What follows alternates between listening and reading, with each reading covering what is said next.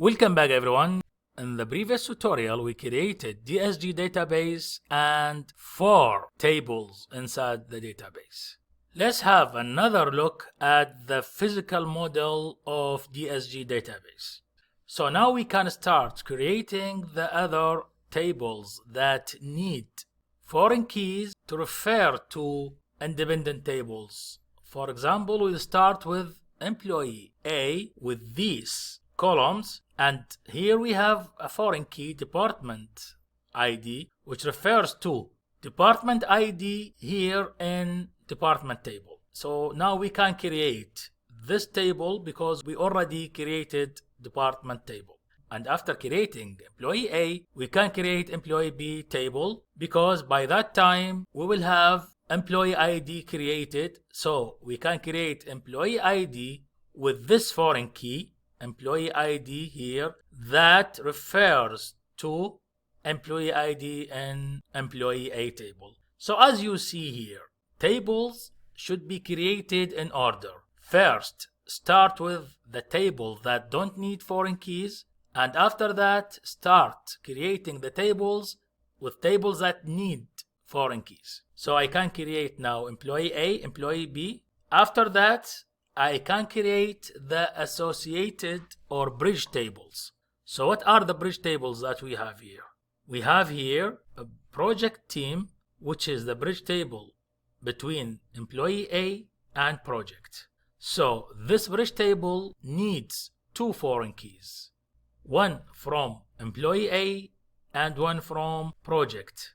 These 2 are project number and employee ID, and also city code from location.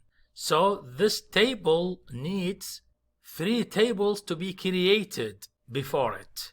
So to create this table, we need first to have employee A, so it can refer to employee ID here in employee A, and project table should be created also before it, so it can refer to project number, and also location table should be created before it, so it can refer to city code.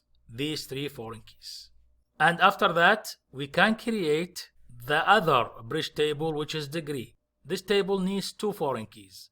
One from employee A, which is employee ID, and one from institute, which is institute ID. Now we can start with employee A, after that employee B, after that project team, and finally degree.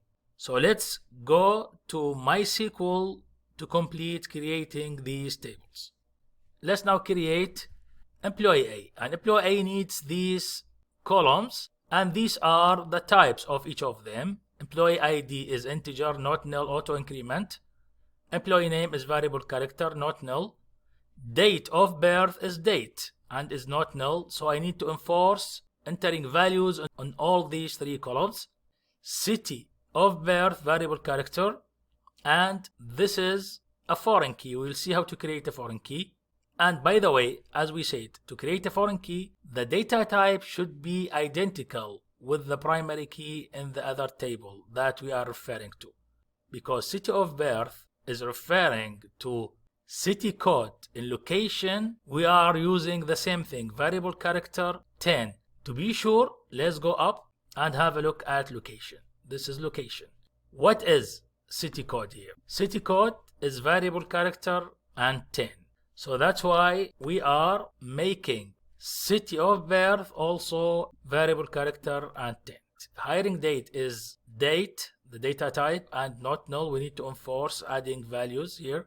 Termination date is date, and no need to enforce that because many employees might still work for that company. And department ID here is integer, and again this is a foreign key that refers to department ID and department, so it should be the same type, which is integer and not null. What are the primary keys and foreign keys? Because we have only one primary key in each table, it is department ID, integer, not null. Because in each table we have only one primary key, the primary key for this table is employee ID.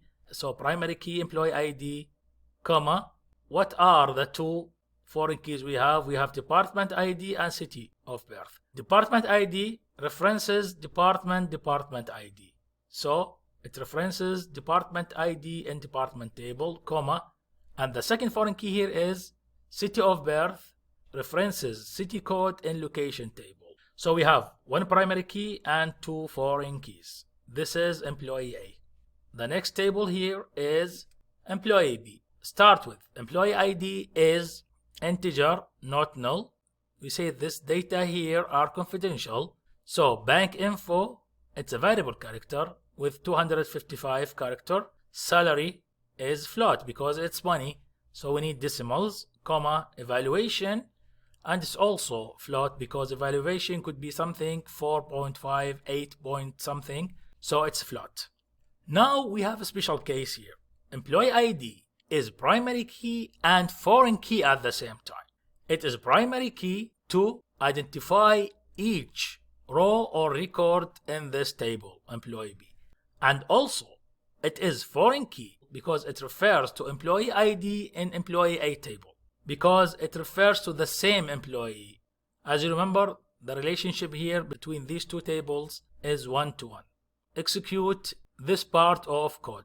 Create table A and keep selecting down until reach here.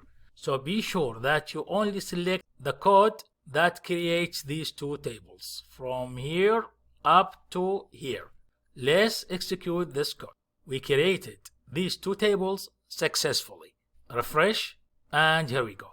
We have employee A and employee B.